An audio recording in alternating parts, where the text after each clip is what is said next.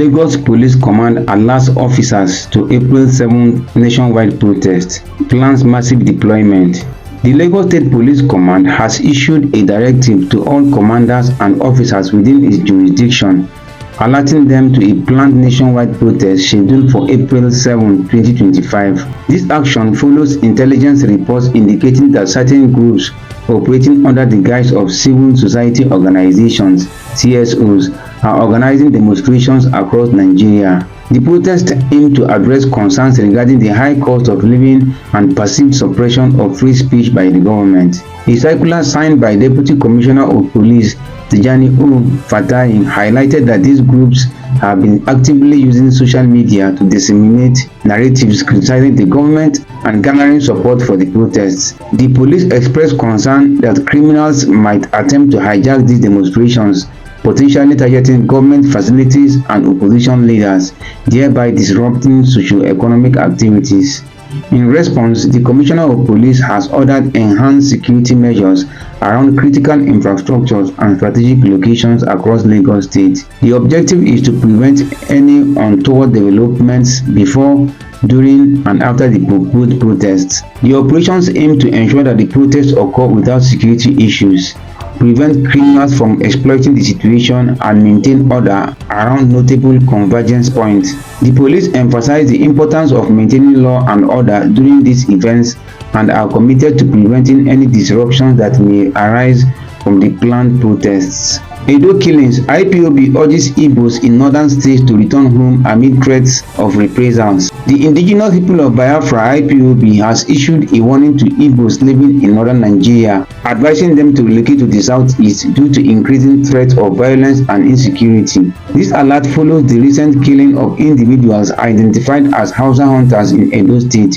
which IPOB fears could spark retaliatory attacks against the Igbo community in the north. In a statement by its Media and Publicity Secretary, Emma Powerful, IPOB claimed to have obtained credible intelligence indicating an imminent danger to the lives and property of Igbos in northern Nigeria. Historically, North has often targeted Igbos during times of unrest, even when they were not involved, the statement read. We are witnessing a troubling repetition of this pattern. Only a tree stands still when it sees the axe approaching. IPOB also accused Nigerian security forces of ignoring threats from certain northern groups. The group specifically pointed fingers at two Fulani police officers, Hadina Hussein Taki and Ishaku Shehu Gano, accusing them of inciting violence against Southerners. IPOB called on the Department of State Services (DSS) to investigate and arrest them. Failure to act, IPOB claimed, will demonstrate DSS bias and suggest complicity in shielding violent elements in the north. They criticized the perceived impunity enjoyed by northerners, especially Fulani, while southerners are often criminalized. They encourage Igbos in the north to return home or prepare to defend themselves if threats escalate. IPOB added that the Eastern Security Network (ECN) is more capable of ensuring safety within the southeast. Finally, the group reiterated its dedication to the progress and safety of Ala-Igbo, highlighting the region's development, and urges Igbos not to abandon their homeland for uncertain and hostile territories. Oba Owoade crowned 46th Alaafin of Oyo. Oba Owoade has been officially installed as the 46th Alaafin of Oyo, following the passing of his predecessor, Oba Lamidi Adeyemi, who died on April 22, 2022 at the age of 83. The coronation ceremony was held on Saturday at Olivet Baptist High School in Oyo, with Governor Seyi Makinde and several prominent Nigerians in attendance. Prior to the event, the Oyo State government implemented strict security measures, positioning security personnel at key locations across the ancient city and nearby areas. Oba Owoade has earlier received his staff and instrument of office on Monday, January 13, 2025, during a ceremony at the governor's office in Ibadan.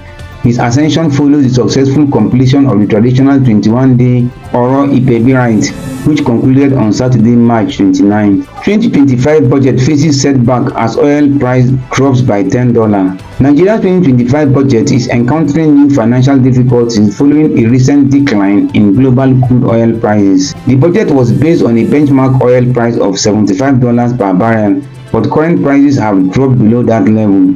This downturn, influenced by tariffs of at least 10% imposed by US President Donald Trump and potential retaliatory measures has intensified market sell-offs, pushing Brent crude futures down by $10.05 to $64.90 per barrel as of Friday. President Bola Tinubu 2025 budget is built on the assumption of $75 per barrel and a production target of 2.06 million barrels per day, a goal now appearing unrealistic. Oil remains vital to Nigeria's economy, contributing around 90% of export earnings and 60% of government income. Falling prices directly threaten the country's ability to fund essential infrastructure and social programs, increasing the likelihood of additional borrowing and worsening the national debt. The time is particularly challenging as Nigeria faces inflation, a weakening naira, and a monthly petrol import bill exceeding 1.2 trillion naira following the removal of fuel subsidies. Despite being Africa's top oil producer, Nigeria struggles with boosting output due to pipeline sabotage, oil theft, and insufficient investment. With oil production falling short of the 2.06 million barrels per day target, implementing the budget becomes increasingly difficult. Experts caution that if oil prices remain low, the government may be forced to scale back spending on capital projects and possibly revise the budget, highlighting Nigeria's vulnerability to shifts in global oil markets. Troops overwhelm criminals in Bokkos, establish control, says Mutfwang. Governor Caleb Mutfwang has commended the recent military operations in Plateau State aimed at dismantling criminal hideouts and restoring peace in troubled areas. In a statement posted on his Facebook page on Friday, the governor applauded the brave efforts of the Nigerian Armed Forces and personnel under Operation Safe Haven, following a series of successful operations that forced armed militias to vacate their positions. The statement revealed that the military engaged criminal groups during well-planned offensives, overwhelming them and forcing their retreat. The fleeing militants reportedly left behind weapons and motorcycles, and bloodstains found during a subsequent search indicated potential casualties among the insurgents. A significant operation took place on April 3rd in Mutfwang, a community in Bokkos local government area. Acting on reliable intelligence, the troops attacked militia camps in the rugged terrain using superior firepower to scatter the militants. During a detailed search of the area, arms, ammunition, and additional motorcycles were recovered. Governor Mutfwang confirmed that the military has since maintained control of the region and is continuing efforts to apprehend the remaining suspects. I have been fully briefed on these developments, and I extend my sincere thanks to the Nigerian Armed Forces, Operation Safe Haven, and all local security partners for their commitment to the safety and well-being of our people, the governor said. He reiterated his administration's dedication to supporting security agencies in the state, promising that the government will continue its efforts until lasting peace is restored across Plateau. Tinubu appoints Ayo Sotinrin as Bank of Agriculture MD. President Bola Tinubu has appointed Ayo Sotinrin as the new managing director of the Bank of Agriculture, effective immediately. Sotinrin brings a wealth of experience from both the private and public sectors, as noted by Mr. Bayo Onanuga, the president's spokesperson, in a statement on Friday. Prior to this role, Sotinrin served as the Group Chief Executive Officer of SAO Group, where he spearheaded groundbreaking agricultural initiatives, including the development of a 20,000-hectare oil palm plantation and large-scale operations in poultry, agriculture, maize, and cassava in Ondo State. He also led SAO Capital successfully, raising over $750 million in infrastructure and development finance, including the significant $200 million Akure water supply project. In the public sector, Sotinrin held the position of Special Advisor, Environment and Urban Development to the Minister of State for the Federal Capital Territory from 2011 to 2015.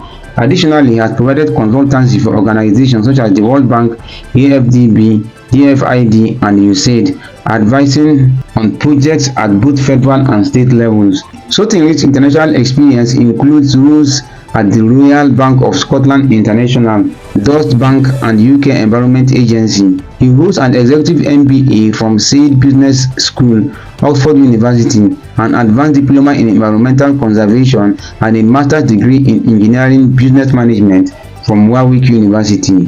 His appointment reflects the Tinubu administration's commitment to revitalizing Nigeria's agricultural sector. With his proven ability to mobilize capital, drive innovation in agribusiness, and foster cross-sector collaboration, Sotinrin is expected to play a pivotal role in transforming the Bank of Agriculture into a key player in ensuring food security, sovereignty, and rural prosperity. Follow for more. April 5th, 2025.